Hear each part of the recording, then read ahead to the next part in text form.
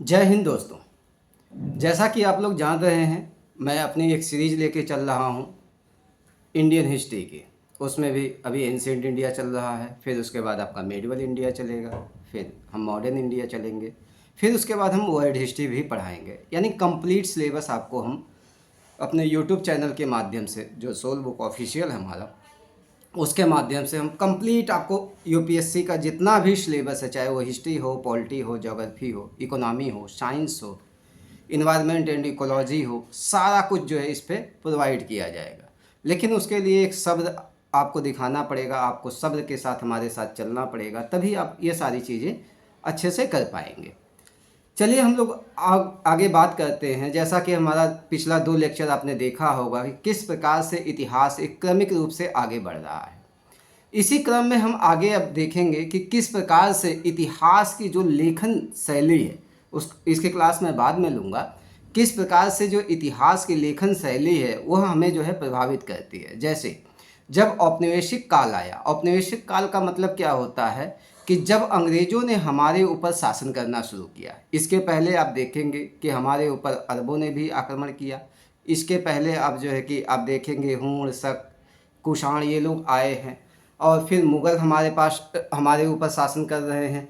तो ये जितने भी शासन कर रहे हैं अंग्रेज़ों के आने से पहले, वो यहाँ पर आते हैं और यहीं के जो है होकर रह जाते हैं, यहाँ से वापस नहीं जाते हैं, या यहाँ की संपदा को वो वापस अपने देश में नहीं लेके जाते हैं। केवल और केवल महमूद गजनवी को छोड़ दे आ जाए, जो एक लुटेरा था और जो है यहाँ के आके मंदिरों को, जो कि इस समय के जो मंदिर हुआ करते थे, एक तरह से बैंक का काम किया करते थे, यानी धन का बहुत बड़ा संग्रह हुआ करता था। आज भी आप देखेंगे मंदिरों में बहुत ज़्यादा हमारे यहाँ धन है, संपदा है। तो आप एक चीज़ देखेंगे कि ये जो आए हैं आक्रमणकारी, चाहे हूण हुआ, शक हुआ, या फिर उसके बाद आपका जो है कि ईरानी हुए, जो भी हुए, आप यहाँ पे हो यहीं के होके रह गए। लेकिन अंग्रेज जो आए हैं, इन्होंने भारत को अपना उपनिवेश बनाया। उपनिवेश का मतलब क्या होता है कि यानी आपके यहाँ वो इसीलिए शासन स्थापित कर रहे हैं ताकि यहाँ की संपदा को वो अपने देश ले जा सके। अंग्रेज़ों ने यही काम किया कि अब यहाँ की संपदा को लूट लूट कर अपने देश ले गए। लेकिन जब उन्होंने 1765 ईस्वी के आसपास बंगाल, बिहार, उड़ीसा, ये ध्यान रखिएगा कि बंगाल, बिहार, उड़ीसा पे ही उनका पहला कब्ज़ा होता है, 1764 का बक्सर का युद्ध। जब वो 1765 में बंगाल, बिहार, उड़ीसा की दीवानी उनके हाथ में आ जाती है, उसके बाद यहाँ का शासन चलाने के लिए उनको काफ़ी दिक्कतों का सामना करना पड़ा। अब जब उनको दिक्कतों का सामना करना पड़ रहा है तो वो क्या करेंगे कि यहाँ की जो न्याय व्यवस्था है, यहाँ की जो चीज़ें हैं, उसको समझने की कोशिश करेंगे। तो उसके लिए यहाँ के जो लोग हैं उनके संपर्क में आएंगे, साथ ही साथ यहाँ के जो ग्रंथ हैं उसके संपर्क में आए। इसी क्रम में उन्होंने क्या किया कि यहाँ के ग्रंथों का अध्ययन किया, और उसमें एक ग्रंथ था मनुस्मृति। इस मनुस्मृति का उन्होंने सबसे पहले अंग्रेजी अनुवाद किया, अ कोड ऑफ जेंटुलॉज के नाम से। बाद में इनको अंग्रेज़ों को यह महसूस हुआ कि यहाँ के जो धर्म ग्रंथ हैं, यहाँ के जो ग्रंथ हैं, इनका हमें अंग्रेजी अनुवाद किसी न किसी जो है तरीके से करना होगा ताकि हम यहाँ पे अच्छे से शासन कर सकें। इसके लिए अब उनको संस्थाएं बनाने की ज़रूरत थी, जिसमें उन्होंने पहली संस्था जो बनाई यहाँ पे, एशियाटिक सोसाइटी ऑफ बंगाल, 1784 में विलियम जोन्स के नेतृत्व में। और ये वही विलियम जोन्स है जो अभिज्ञान शाकुंतलम का अंग्रेजी में अनुवाद करता है। बाद में 1804 में बम्बई में एशियाटिक सोसाइटी या मुंबई या बम्बई की स्थापना हुई। बाद में इसके बाद ग्रेट ब्रिटेन में Asiatic society of great Britain में इसकी स्थापना की गई, ताकि यहाँ के धर्म ग्रंथों का, यहाँ के ग्रंथों का जो भी ग्रंथ हो उसका अंग्रेजी में अनुवाद किया जाए और चीज़ों को समझा जाए। और जब उन्होंने इन चीज़ों को समझ लिया तो उन्होंने ये चीज़ देखा कि यहाँ की शासन व्यवस्था, यहाँ की सारी चीज़ें एक परफेक्ट रूप से हैं। तो अब यहाँ पे शासन करने के लिए अगर वो सारी परफेक्ट चीज़ें यहाँ पे लागू की जाएगी तो आसान नहीं होगा। तो उन्होंने यहाँ पे कमियाँ बताना शुरू किया कि आपके अंदर ये कमियां हैं, आपको शासन करना आता ही नहीं है, आपको तिथियों का ज्ञान नहीं है, आप राजशाही के केवल आदी हैं। तमाम तरह की अपात्रताएं यहाँ के लोगों पे थोपी, यहाँ के राजाओं पे थोपी, यहाँ की व्यवस्था पे थोपी। खैर ये उनका दृष्टिकोण था। बाद में मैक्स मूलर आया। मैक्स मूलर संस्कृत का प्रकांड विद्वान, जर्मनी का रहने वाला था, लेकिन उसका अधिकांश समय ब्रिटेन में बीता है मैक्स मूलर का। मैक्स मूलर इसकी जिम्मेदारी बहुत जो है कि जिम्मेदारी से उठाता है, इसकी जिम्मेदारी उठा लेता है। और उसने एक यहाँ के ग्रंथों का लगभग 50 खंडों में, और उन खंडों में भी कई खंड हैं, अंग्रेजी अनुवाद करवाया मैक्स मूलर। बाद में जो यहाँ के राष्ट्रवादी थे, जो अंग्रेजी पढ़े लिखे थे, जो ब्रिटेन की व्यवस्था में पढ़े लिखे थे, जब उन्होंने देखा कि हमारी सारी चीज़ों का अंग्रेज जो है कि केवल और केवल खंडन कर रहे हैं, तो उन्होंने जिम्मेदारी उठाई, नहीं, हमें अपना इतिहास अपने तरीके से लिखना चाहिए। तो राजेंद्र लाल मित्र हो गए, आर.जी. भंडारकर हो गए, गोपाल जी तो इन लोगों ने क्या किया कि इस जिम्मेदारी को उठाया और भारत के इतिहास को एक नए सिरे से लिखना शुरू किया। लेकिन राष्ट्रवादियों की एक कमी थी कि वो केवल और केवल क्या है, भारत की विशेषताएं ही बता रहे थे, यानी जो कमियां थी वो नहीं बता रहे थे, और अंग्रेज भारत की केवल कमियां बता रहे थे, दोनों में। अब बाद में इसके बाद आप देखेंगे अराजनीतिक इतिहास लिखने की परंपरा शुरू हुई। और राजनीतिक इतिहास का मतलब केवल राजनीति के बारे में अब नहीं लिखा जाएगा, यहाँ की संस्कृति के बारे में भी लिखा जाएगा, यहाँ के समाज के बारे में भी लिखा जाएगा, यहाँ के विज्ञान के बारे में भी लिखा जाएगा, यहाँ के धर्म के बारे में भी, तमाम तरह की चीज़ें लिखी जाएंगी। तो इस प्रकार से क्या हुआ है, इतिहास लेखन का एक समय चला है, एक काल चला है, जो अभी तक चल रहा है। और इतिहास पे बहुत शोध करने की अभी भी ज़रूरत है, क्योंकि जो सरकारें आती हैं वो अपने हिसाब से इतिहास को लिखवाती है। जैसे अब तक कांग्रेस गवर्नमेंट थी, कांग्रेस गवर्नमेंट ने क्या किया, भारत के इतिहास में केवल उन्हीं चीज़ों को महत्व दिया जो उसके हित में थी। फिर उसके बाद अब बीजेपी गवर्नमेंट आई, बीजेपी गवर्नमेंट ने भी वही काम किया। मतलब एक निष्पक्ष इतिहास अभी तक नहीं लिखा गया है भारत का। लेकिन भारतीयों को यह चीज़ समझना होगा कि भारत के इतिहास को उस दृष्टिकोण से हमें देख के चलना पड़ेगा जो वास्तव में भारत का है। खैर, आप जो है कि कंपटीशन की तैयारी कर रहे हो, तो आपको मैं कुछ चीज़ें बताऊंगा। जैसे मैं आपको एक किताब जो है बताने जा रहा हूँ। ये किताब, ये देखिए, अगर आप लोग जो है कि देख पा रहे होंगे, हमारे अतीत NCERT की किताब है, क्लास 6 की किताब है ये। और ये क्लास 6 की जो किताब है हिस्ट्री की, इसी तरह से पॉलिटी की आपको किताब मिलेगी, इसी तरह से ज्योग्राफी की मिलेगी, इसी तरह से साइंस की मिलेगी। आप देखेंगे 6 क्लास की किताबों से यूपीएससी जैसे एग्ज़ाम में, यानी जो यूपीएससी का एग्ज़ाम है, उसमें 2 से 3 क्वेश्चन जो है 6 क्लास की किताब से पूछा जाता है। यानी हिस्ट्री से 2-3 क्वेश्चन पूछ दिया जाएगा, पॉलिटी से 1-2 क्वेश्चन पूछ दिया जाएगा, ज्योग्राफी से 1-2 क्वेश्चन पूछ दिया जाएगा। इस तरह से आप देखेंगे कि NCERT की किताबों का बहुत महत्व है। लेकिन ये जो NCERT की किताब है, national council of education research and training, इसका फुल फॉर्म है, ध्यान रखिएगा, national council of education research and training. इसमें जो शब्द दिया हुआ है रिसर्च, ये रिसर्च करके लिखी गई किताबें हैं। और जब कोई भी किताब रिसर्च करके लिखी जाती है तो बहुत ब्रॉड वे में नहीं वो लिखी जाएगी, संक्षिप्त में लिखी जाएगी। और जब संक्षिप्त में वो लिखी जा रही है तो उसकी लाइनों में, एक लाइनों में कई चीज़ें होती हैं। तो इसी तरह से NCERT की ये जो किताब है, अगर आप ये 6 क्लास की किताब अच्छे से जो है कि समझ गए, ये मात्र 6 क्लास की किताब से पूरी एंशिएंट इंडिया समझाई जा सकती है।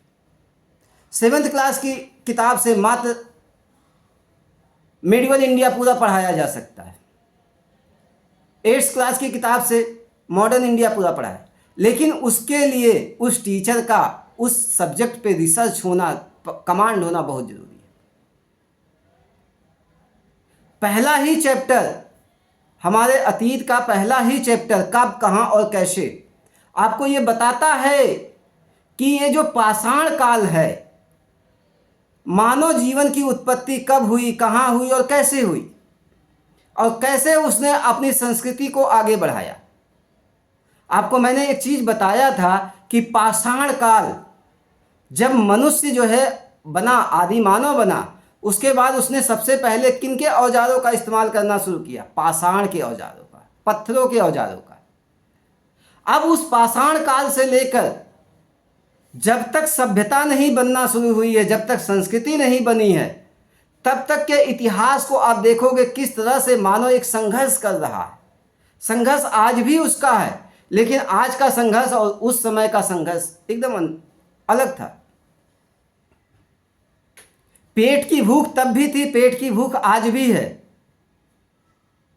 लेकिन उस समय का मानव जंगलों में रह रहा है, उस समय का मानव खाद्य संग्रहण कर रहा है, एक जगह से दूसरी जगह घुमंतु जीवन है उसका, भोजन की तलाश में। तो उस मानव को आप उस रूप में देखोगे। जैसे आप पाषाण काल को देखोगे तो पाषाण काल में भी अब पूरा पाषाण काल, मध्य पाषाण काल और नवपाषाण काल, तीन चीज़ों को देखोगे। पाषाण काल को तीन भागों में बांट के देखोगे, पूरा पाषाण काल, मध्य पाषाण काल और नवपाषाण काल। पूरा पाषाण काल को फिर तीसरे तीन भागों में बांटोगे, निम्न पूरा पाषाण काल, मध्य पूरा पाषाण काल और उच्च पूरा पाषाण काल। और इसमें मनुष्य ने क्या क्या किया, ये सारी चीज़ आपको देखनी पड़ेगी। जैसे आप देखोगे मनुष्य शुरुआत में पत्थरों के औजारों को बना रहा है, तो पत्थरों के किन औजारों को बना रहा है? जो उस समय की आवश्यकता होगी। मैंने आपको एक चीज़ कहा है कि आवश्यकता ही आविष्कार की जननी है। तो उस समय की उसकी आवश्यकता क्या है? कंद मूल फल को खोदना, जानवरों का शिकार करना। तो उसके लिए वो क्या कर रहा है? हैंड एक्स बना रहा है, खुरचनी बना रहा है, चाकू बना रहा है। हैंड एक्स यानी कुल्हाड़ी, खुरचनी यानी वो जिससे खुरच सके, चाकू जिससे काट सके, इन औजारों को वो बना रहा है। उसी समय जो ये पूरा पाषाण काल का समय है, उसी समय मनुष्य ने आग की भी खोज की। फिर मध्य पाषाण काल और नव पाषाण काल का समय आता है। इसमें मनुष्य ने आग की खोज के साथ साथ पशुपालन करना सीख लिया। आपसे पूछा जाता है मनुष्य ने सबसे पहले किस औजार का इस्तेमाल किया, तो सबसे पहले मनुष्य ने कुल्हाड़ी, सबसे पहले कुल्हाड़ी बनाया।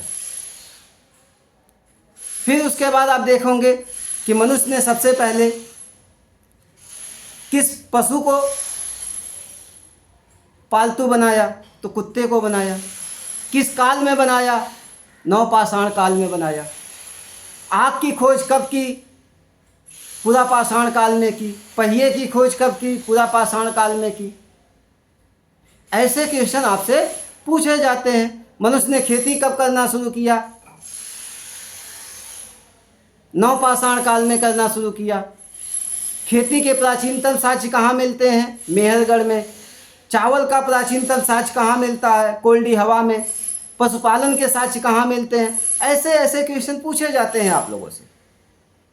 तो एक क्रमिक रूप से आप चीज़ों को समझोगे तो आपकी चीज़ें तैयार होंगी।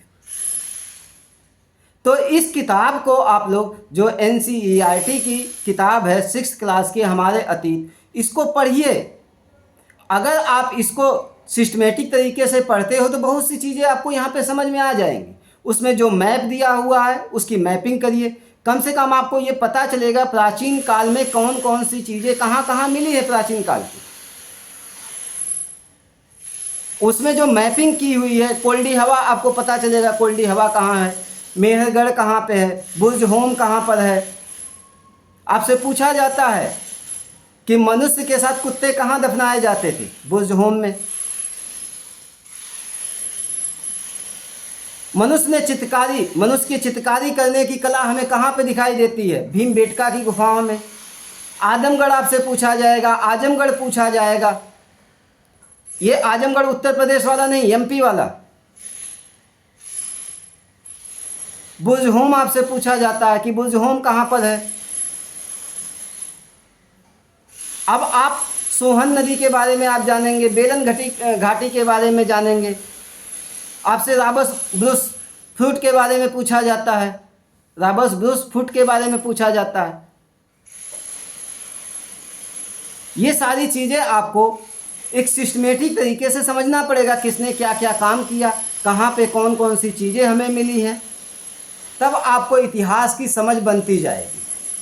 और इतिहास से आने वाले जो क्वेश्चन है, चाहे वो यूपीएससी का एग्ज़ाम हो, चाहे पीसीएस का एग्ज़ाम हो, स्टेट पीसीएस का, चाहे आपका कोई भी एग्ज़ाम आप दे रहे हो, वनडे एग्ज़ाम दे रहे हो, इतिहास से क्वेश्चन हमेशा पूछे जाते हैं।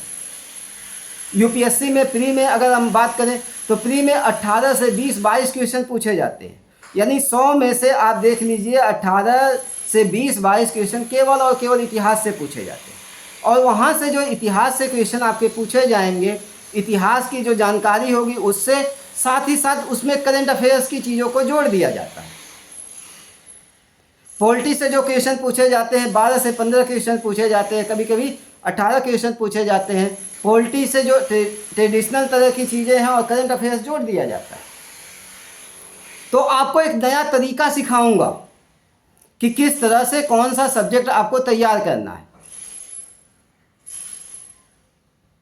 किस तरह से कौन सा तरीका कौन सा सब्जेक्ट आपको तैयार करना है, क्योंकि हर सब्जेक्ट की अपनी एक भाषा होती है। हिस्ट्री की अपनी भाषा है, पॉलिटी की अपनी भाषा है, ज्योग्राफी की अपनी भाषा है, इकोनॉमी की अपनी भाषा है, साइंस की अपनी भाषा है, इन्वायरमेंट एंड इकोलॉजी की अपनी भाषा है, कल्चर की अपनी भाषा है, एथिक्स की अपनी भाषा है। हर सब्जेक्ट की अपनी भाषा है और उस भाषा को जो समझ गया, सिस्टमेटिक तरीके से जान गया, उसका वो सब्जेक्ट तैयार हो जाएगा। तो जो मेरा नेक्स्ट लेक्चर होगा इस पे, वो होगा आपका पाषाण काल पे। पूरी तरह से पाषाण काल जो है पढ़ाऊंगा मैं आपको। फिर उसके बाद पाषाण काल में तीनों पाषाण काल, पूरा पाषाण काल, मध्य पाषाण काल और नव पाषाण काल, ये पूरा पढ़ाया जाएगा। फिर उसके बाद आप देखेंगे ताम्र पाषाण काल, यानी तांबे यानी धातु और पाषाण की वस्तुएं एक साथ आपको पढ़ाई जाएंगी। फिर उसके बाद आप आ जाएंगे हड़प्पा सभ्यता में। लेकिन हड़प्पा सभ्यता में आने से पहले इन संस्कृतियों को आपको समझना पड़ेगा। इन सारी संस्कृतियों को आपको समझना पड़ेगा और आप देखेंगे चीज़ें आपकी आसान हो जाएंगी। तो आप जो छठी क्लास की ये किताब है, इसमें जितने भी मैप दे रखे हैं, ये देखिए हमारे अतीत भाग 1 कक्षा 6 की किताब है, क्लास 6 की। इसमें जितने मैप दिए हुए हैं उस मैप को बनाइए और उसमें जितने भी साइट्स दिए हुए हैं उसको लोकेट करिए, क्योंकि सिलेक्शन आपको लेना है, मेहनत आपको करना है। टारगेट आप बनाइए किस एग्ज़ाम की आप तैयारी कर रहे हैं। जिस एग्ज़ाम की आप तैयारी कर रहे हैं उसी हिसाब से आप अपना टारगेट बनाइए। अगर आप यूपीएससी की तैयारी कर रहे हैं तो आपको 12 से 15 महीने 18 महीने लग सकते हैं। पीसीएस की तैयारी कर रहे हैं तो आपको 12 महीने लगेंगे। अगर उससे नीचे के एग्ज़ाम की तैयारी कर रहे हैं तो 6 से 8 महीने की तैयारी आपको लगेगी ही लगेगी। कहा जाता है जैसा गाल वैसा थप्पड़। छोटे बच्चे को आप धीमे से मारेंगे, बड़ा होगा तो उसको तेज भी मार सकते हैं आप। तो आप एग्ज़ाम अपना डिसाइड करिए और उसी हिसाब से आप तैयारी करिए। मिलूँगा मैं आप लोगों से नेक्स्ट वीडियो में। जय हिंद।